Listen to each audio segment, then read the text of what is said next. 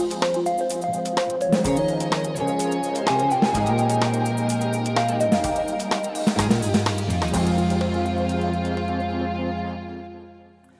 this week, Palo Alto found itself in the eye of the storm of media attention and national attention due to the sentencing of Brock Turner.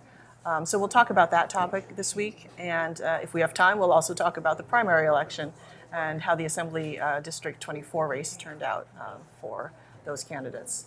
Elena, you've been covering the Brock Turner criminal case since the very beginning, and this week, due to the sentencing last Thursday, which many people are criticizing as way too lenient, the case just exploded, really. So I want to get your reactions first to what happened last week, and were you surprised both at the sentence and the reaction to it?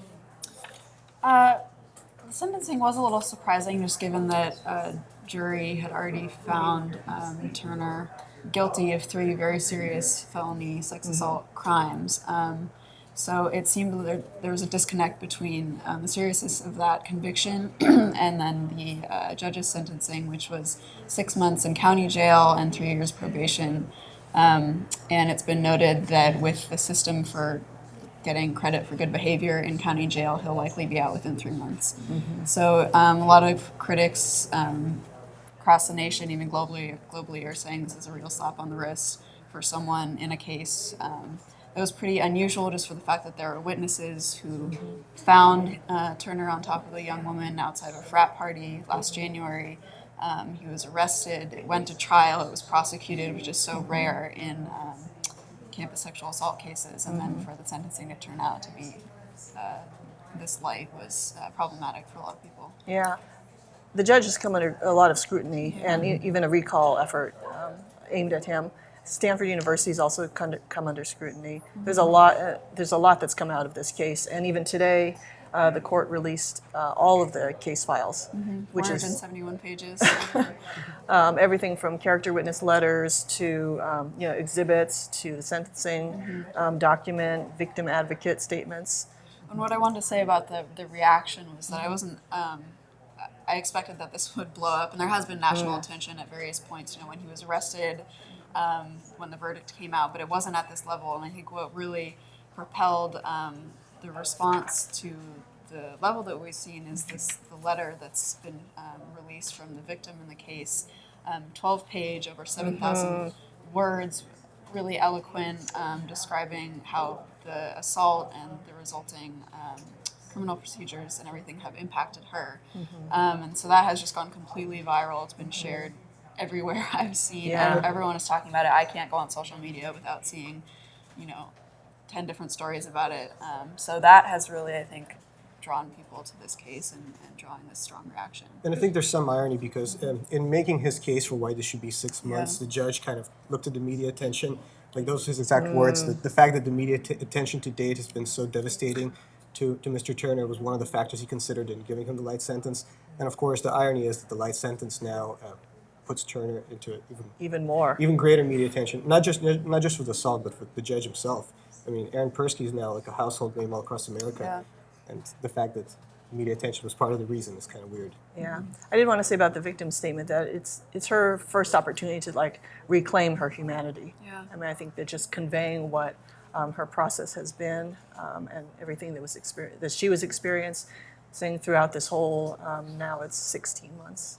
Yeah, she testified during the trial, and she wrote that she really didn't feel like she had a voice until now, and I think that rang true with a lot of survivors, activists, and people even just who, I have people on my Facebook feed who I would think have no interest in this topic who are, posting her letter and urging other people to read it. So it's pretty incredible to see. Yeah. And people throughout the nation are jumping in on this. A couple petitions are not even locally based against the judge. So there's one in LA, correct? And one was started by a woman in Florida. Yeah, the one in Florida now has more than 1 million signatures, and the organizers are presenting it to the California Judicial Commission, I forget what it's called, in San Francisco today, presenting the petition with Michelle Dauber, who's a Stanford law professor who has been working on sexual assault reform for many, many years, locally and nationally, but she's also really spearheading this recall effort and is getting really a lot of attention for it. What do we know about Persky as a judge or his background? Well, we do know that he attended Stanford and was a Stanford athlete, which some people have sort of called into question.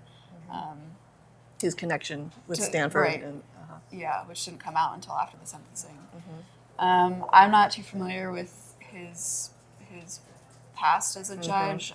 There was one other case mentioned where he allowed a sexual assault case, I believe, where he allowed photos of the victim to be showed, and people criticized him for that. I had heard the day of the sentencing that he had a reputation for giving light sentences, so the prosecution was expecting that. the prosecution was asking for 6 years in 6 prison. years in state prison, yeah. So the recall effort, can he actually be recalled? I mean, what are the process? Because he was not up for, he was the only one running for re-election. Yeah, he ran in- unopposed, so he this wasn't even week. on the ballot on Tuesday. Right. I believe they have to gather, the recall effort has to gather signatures, and then they would have to mount a special election to recall him. So that seems to be gathering a lot of momentum, and we'll see if that's sustained over the next few months. And I think the fact that it's an elected body and not an appointed body makes it a little easier to kind of change the judge, because you don't have to find that he did anything illegal. It's not like an impeachment proceeding. I think Michelle Dauber made that point earlier this week when she was on the ESPN show. It's more just like an exercise of democracy. You know, people can elect him and people can recall him, and that's how she's kind of framing the issue as with Okay. the current recall petition. Yeah, that's really interesting. So it's a different threshold. And it's worth explaining his rationale for the sentencing. He had to find an exception in this case to grant Turner probation under statutory guidelines for the most serious felony that Turner was convicted for, which was intent to commit rape. That would be up to 2 years in prison. But because Turner's youthful and the circumstances were substantially less serious than circumstances in other similar cases, Persky found that he was eligible for probation, and he weighed a variety of factors that he went through at last week's sentencing, and some that he said were in favor of granting Turner probation include, he had no prior record, the likely effect of imprisonment on the defendant, the adverse collateral consequences on the defendant's life, which he referenced, particularly the media attention around this, and whether or not the defendant is remorseful, which he said that he believed Turner was genuinely remorseful, which was sort of running counter to what the jury found and what the prosecution argued was that he has not fully accepted responsibility for sexual assault. He's said a lot about drinking culture and sort of just the culture of partying on college campuses and getting sucked into that his freshman year at Stanford, and not taking full responsibility for what he was convicted for. And of course, this logic kind of becomes a little squishier when you look at all the stuff that's been released since then. There's like pages and pages of Brock Turner texts trying to get marijuana, trying to get assets. So this whole argument that he was just sucked into this culture and, he's whatever, the victim of all the drinking that happens at college. It kind of feels like a specious argument at this point. And I think what also activists feel is so problematic about finding an exception in this case is that those details of a defendant being young and that he was drunk when it happened, that he didn't have a prior criminal record, those are elements that are present in almost every single campus sexual assault case. So Right. it's, Poster child. yeah, so it's setting a dangerous precedent. Yeah, Activists believe. Is there around- personal responsibility, or are we going to just blame this culture that Right. that exists on college campuses? Yeah. Yeah. And those texts were those, because I haven't seen, we should say They're- that we're going to post all of the court documents on Palo Alto Online later today. Were those texts from the Stanford, at this time at Stanford, or were they from prior? They're from 2014, the latter half. We'll see. I think it was like summer, fall. So, Prior. Yeah. Oh, yeah. Oh, if it was the fall, then it was his freshman year. Yeah. Not sure exactly what month. There's quite a few of them, so there's probably some spanning various months in 2014. But I remember that was the rough time frame. And I mean, it's not just drinking. There's like a lot of stuff. Yeah. It doesn't seem like it's too exceptional considering the college culture or whatever, but it does seem to kind of fly in the face of this whole "I was shocked by this drinking culture and sucked into it" argument. And there's the whole other logic of the bad effect that prison would have on someone's life. Like, on whose life would prison have a good effect? It's kind of Right. it's like, yeah, it's I can see why people would be a little outraged with this line of reasoning. Yeah.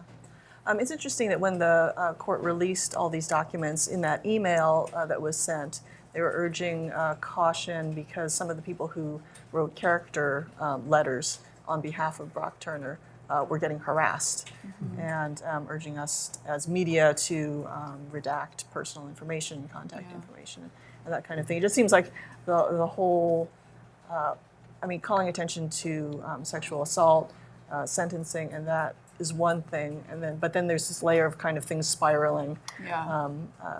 Maybe because things go viral, and that's just what happens Yeah. when information is passed around on social media, and we have access to people, unlike before. Yeah, one of the women who wrote a character letter on his behalf was a member of a band in New York, and they got a bunch of shows canceled as soon as this came out, that she was one of the people who wrote a letter on his behalf. A guidance counselor at his high school actually came out and basically revoked her statement and said that he should be held accountable for his actions. So there was a lot of backlash and I think a lot of those people also when they wrote them, didn't think about the fact that they would be part of the public record and they would eventually be out there publicly. Yeah, a difficult situation for them, but we're all learning a lot about how the judicial system works. Yeah. So there is going to be an appeal, I understand, and we know that because of what? So at the sentencing, Turner's defense attorney, Mike Armstrong, who's a Palo Alto-based lawyer, defense attorney, introduced a new attorney who was sitting in court that day who would be representing Turner in his appeal. His name is Dennis Riordan, I believe it's pronounced, and he's a big-time appellate attorney in San Francisco. He's represented Barry Bonds. Wow. So we sort of introduced him in front of everyone sitting in court, which is a little strange and maybe a little theatrical. And then I followed up with Armstrong and confirmed that a notice of appeal was filed the same day. Okay. So that's moving forward. Okay. And certainly appeals are not unusual, but Sure. I know in this case that there's a lot of scrutiny on it Yeah. right now. Stanford came out with a statement as well. Stanford, there's a group on campus ASAP that's been calling for Stanford to apologize to the victim. Tell me a little bit about how Stanford's responded to this public scrutiny. I know they've been contacted by a lot of press. Yeah, they put out a statement saying they did everything they could to assure justice in this case. They said, they conducted an immediate police investigation. They passed everything along to the district attorney's office. They noted, their efforts over the years in prevention and education around sexual violence on campus. And I think a lot of students I spoke with were glad that there was at least some public acknowledgement of the outcome of the case, but a little bit disappointed that there wasn't a full apology or assuming of responsibility for the fact that this happened on their campus, outside a campus fraternity party. The lack of, people say there's a lack of empathy for the victim. And although there was no internal Stanford investigation in this case ended because Turner withdrew as a student. I think people are still feeling that Stanford's coming up short just for their public acknowledgement of what happened. People are having a sense that there's a distance, or the Yeah. Stanford administration could actually be much more empathetic, sympathetic towards what happened and towards what students are feeling. Yeah, I imagine. yeah. Are there any other elements of this case that have taken you by surprise, or you've been intensely following it since January of 2015. I'd say you're probably the longest running reporter who's been on this case. Yeah, it's really surreal to see this intense attention to it, and I hope that it persists. It's such an important story, and I think the fact that the DA's office released the victim's letter, and it had the impact that it had is so important.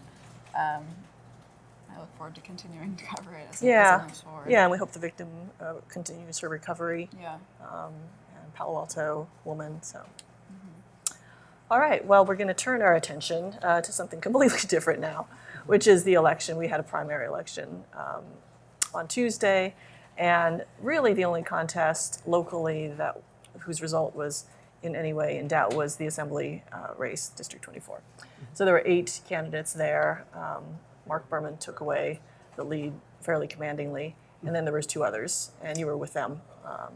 You were with one of them on Tuesday night, and our sister paper was the other candidate.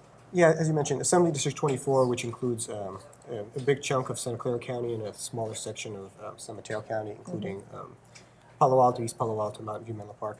And so the Mark Berman, who was like the leading front runner, whose mailers everybody in the district has seen over the past few weeks, he came out immediately, like as soon as 8 o'clock came and they released the early results, he received 28% of the vote, and he pretty much held on to 28% until now.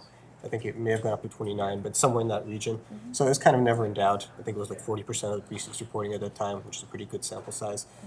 The big race happened between Vicky Vinker and Peter Otaki, the councilman at Menlo Park. And so it was pretty much all night was like a horse race between those two. And as of now, Vinker is leading by a couple of thousand votes, and it appears to have secured her hold on second spot, which means the November showdown will feature a moderate Democrat attorney from Palo Alto against a moderate Democrat attorney from Palo Alto. Thrilling. The city should be well represented. I think we will. So it's interesting. So the numbers came in for Vinker and Otaki kind of around 20%. And there's just like parts of a percentage that really kind of materialized over the next day. You were with Vinker. How was she feeling at that? She was feeling optimistic. I mean, this was like around 9:30, and she was only up by 300 votes, which really isn't much. And in fact, the Secretary of State website showed Otaki leading, which I couldn't really understand because each of the counties' websites showed her having a small lead. I mean, in San Mateo County, Otaki was up by like 1,000 votes over her. That's his home turf, but she had a pretty good lead in Santa Clara County, which is a larger share. So she was up by 300, and she said she was optimistic. She said it's looking pretty good. When I was with her, she was more focused on like thanking her campaign staff and things like that, which any candidate would do anyway. But the mood was pretty joyful out there, I think. And what surprised me about how the votes were counted is that every time the new release would come out, her lead would get bigger and bigger, suggesting that she had a very strong kind of get out the vote kind of campaign. Many people who actually went to the polling places on Tuesday voted for her, whereas Peter Otaki had a big edge in mail-in ballots. Oh, okay, that's interesting. Yeah, it's one of those things that's kind of just one of those funny facts. That, Yeah, well, one thing that kind of strikes me about this election is because there's vote by mail, and because vote by mail in Santa Clara County, at least, you can postmark it on election day, and they won't even count it until they receive it, which means that theoretically you would have a lot of different votes coming in later on that could possibly, change the outcome. But both with that race and with other races, we had some funding measures. There was the Bay Area-wide Measure AA for Bay Restoration. There was Measure A for county parks. There was Measure H for Ravenswood City School District. Then there's the presidential, the presidential stuff. But all the early results turned out pretty much to be the late results. I mean, they really did not change throughout the night. well, the key word in your observation is theoretically. I think theoretically you could mail your ballot on Tuesday and still have it counted. Well, Some of us I love- turned it in some- person. Some of us love those little stickers. So I think for the last few years we've seen a trend of lots of people mailing in their ballots way before the election. Yeah. I think in the last two elections it's been like 70%, whatever, 80%, something like that. It was like almost 3/4 in some cases. Kind of varies by districts, but the point is, like, once you have counted the mail-in ballots, you have a really good idea because of how many people do that. A lot of people. I mean, I'm old-fashioned. I like to go to basically the polls on that day and fill out the ballot out there. Yeah. But I still think some people do that. But Yeah, it was a nice feeling of patriotism and democracy. and you get your little action. sticker. But I think the people who actually mail on Tuesday is a very, very small fraction. So not too shocked that it's not really swinging the election results. Yeah, well, looking at the Santa Clara County registrar's tally, I mean, they started with 30% counted and then 40% counted. And even yesterday, I think it was only up to 70%. So again, with the theoreticals, you think, well, there's that many more votes to count, but they all seem to fall fairly consistently with the ones that have already been cast. Yeah, I think it's like 76 or 80%, something like that today. But I mean, the only way this could tip if Peter Otaki or Vicky Vinker had a very, very persuasive please mail your ballot on Tuesday campaign, Yeah, right. which I've never seen that from any candidate. I mean, I assume there's going to be some people did that, but I can't imagine they would all be supporting one candidate over the other to Yeah. such a significant extent where it would have any effect on the race. Yeah, that would be interesting. Has the registrar said when they anticipate to have all the votes counted by? I'm not exactly sure. I mean, I don't think they have. San Mateo County, I think, already has everything in place. Yeah. Santa Clara County usually lags a little bit. Although I usually must takes- give them credit, this election day much, much better than the prior one. I mean, they had 40% immediately, so we pretty much knew who the first place is at 8:01. Yeah, And then and- second place got interesting. So I'm not sure when the final certification is going to happen. They how always long take it's a gonna couple weeks, actually. I mean, it's Yeah. usually like in November, it's by the end of the month. They'll Yeah, have because results certified. Especially because we have to remember, in addition to the mail-in, the last-minute mail-ins, there's also the provisional ballots, which could take a while. If it's a close race and you look at the provisional ballots, someone who votes out of their district or whatnot, that usually takes longer to count. Yeah. So final certification might still take some time, but the way it's looking now, I think the race is pretty much decided. Yeah, and I have to compliment the registrar in Santa Clara County because they were releasing results every 45 minutes. So it's way better than some past They stepped up their elections game for when sure. it's like, 8 o'clock and then you're waiting and then maybe 10:30 you get something. So yeah, they really have stepped up their game. So big winners in the assembly race: Berman, Vinker, and The registrar. registrar. I was fascinated by analysis of the presidential vote casting, especially looking at the Republican side because Donald Trump is the only candidate left standing, and yet in Palo Alto, just as many people voted for all the candidates who are not even in the race anymore. Yeah, the funniest thing to me was the one precinct in the county that's on Stanford campus. That's the precinct where Donald Trump had the most votes out of Really? any precinct. He got 63. John Kasich, who dropped out on May 4th, got 64 votes. So, which is it's kind of bizarre. Beat him. Yeah. Yeah, and there was someone named Jim Gilmore who dropped out in February, and he got a number of votes as Got a well. couple of votes here and there. Yeah, Ted protest Cruz, votes, maybe. Ben Carson, yeah. How did Hillary and Bernie do in Palo Alto? Bernie generated a lot of enthusiasm, and Hillary generated a lot of votes. Okay. I'm Yeah, guessing- and he was here last week. Yeah, it's funny. When I was covering the Bernie rally like a little while ago, I saw there was like a crowd of people right before he arrived who filled the bleachers behind where he would stand. And I saw somebody I know, and I waved to her. She was like holding a whatever change we could believe in sign, Bernie's campaign sign.